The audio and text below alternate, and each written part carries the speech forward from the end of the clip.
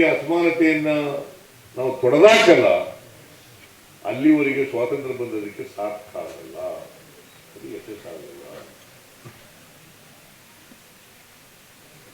ಅದಕ್ಕೆ ಅಸಮಾನತೆಯನ್ನು ತೊಲಗಿಸಲೇಬೇಕು.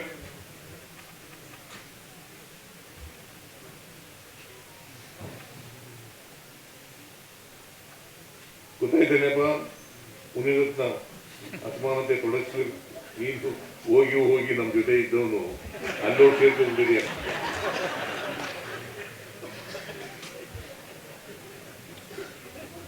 ಎಂಬತ್ಮೂರರಿಂದ 2013ರಿಂದ 18ರವರೆಗೆ ಪಾಪ ಒಳ್ಳೆಯವನಾಗಿದ್ದ.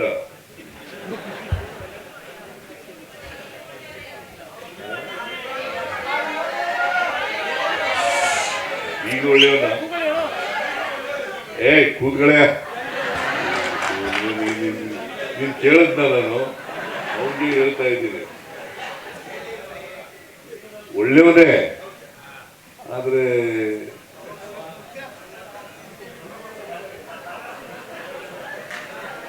ಅವರ ಪಕ್ಷ ಇದೆಯಲ್ಲ, ಅಸಮಾನತೆಯನ್ನು ತೊಡೆದಾಕಂತ ಪಕ್ಷ ಅಲ್ಲ.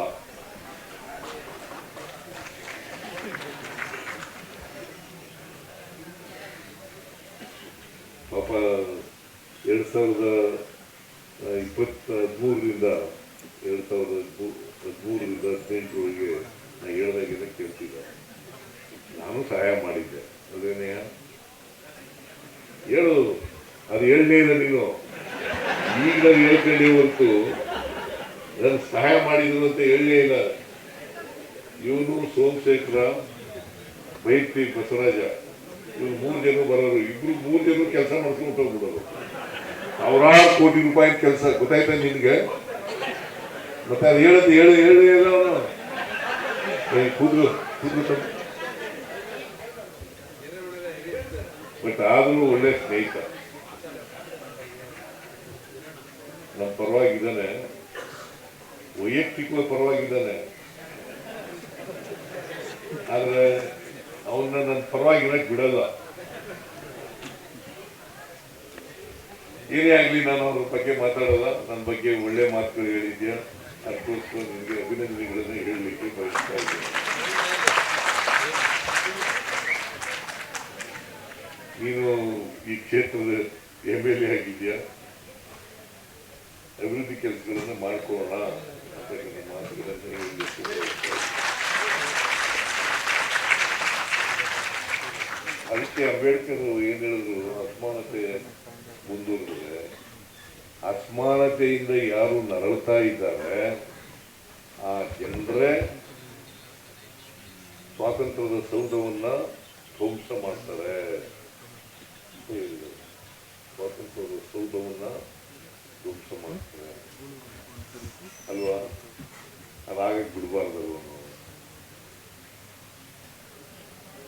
ಸೊ ಈ ಕನಕ ಕಾವ್ಯ ದೀವಿಗೆ ಏನು 3 ದಿನಗಳ ಕಾಲ ಮಾಡ್ಕೊಂಡಿದ್ದೀರಿ, ಇದರಿಂದ ಸ್ವಲ್ಪ ಆದರೂ ಕೂಡ ಜನ ಜಾಗೃತಿ ಉಂಟಾಗಲಿ ಅಂತಕ್ಕಂಥ ಮಾತುಗಳನ್ನು ಹೇಳಿ, ಕನಕದಾಸರ ತತ್ವಾದರ್ಶಗಳು, ಬಸವಣ್ಣನವರ ತತ್ವಾದರ್ಶಗಳು, ಅಂಬೇಡ್ಕರ್ ಅವರ ತತ್ವಾದರ್ಶಗಳು, ಬುದ್ಧನ ತತ್ವಾದರ್ಶಗಳು ಸ್ವಲ್ಪ ಆದರೂ ಕೂಡ ನಿಮ್ಮ ಜೀವನದಲ್ಲಿ ಅಳವಡಿಸಿರ್ತಕ್ಕಂಥ ಪ್ರಯತ್ನವನ್ನು ಮಾಡಿ ಅಂತಕ್ಕಂಥ ಮಾತುಗಳನ್ನು ಹೇಳಿ ಈ ಕಾರ್ಯಕ್ರಮದಲ್ಲಿ ಅತ್ಯಂತ ಸಂತೋಷದಿಂದ ಭಾಗವಹಿಸಿ, ಇನ್ನು ನಾಳಿದ್ದು ಇನ್ನೊಂದು 2-3 ದಿನಕ್ಕೆ ದೀಪಾವಳಿ ಹಬ್ಬ. ನಿಮ್ಮೆಲ್ಲರಿಗೂ ದೀಪಾವಳಿ ಹಬ್ಬದ ಶುಭಾಶಯಗಳು.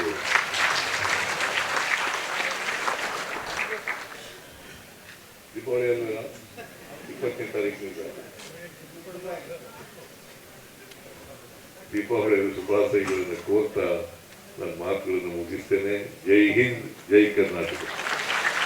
ಹೆಚ್ಚಿನ ವಿಡಿಯೋಗಳಿಗೆ ಪ್ರತಿಧ್ವನಿ ಯೂಟ್ಯೂಬ್ ಚಾನೆಲ್ ಸಬ್ಸ್ಕ್ರೈಬ್ ಮಾಡಿ, ಬೆಲ್ ಐಕಾನ್ ಕ್ಲಿಕ್ ಮಾಡಿ.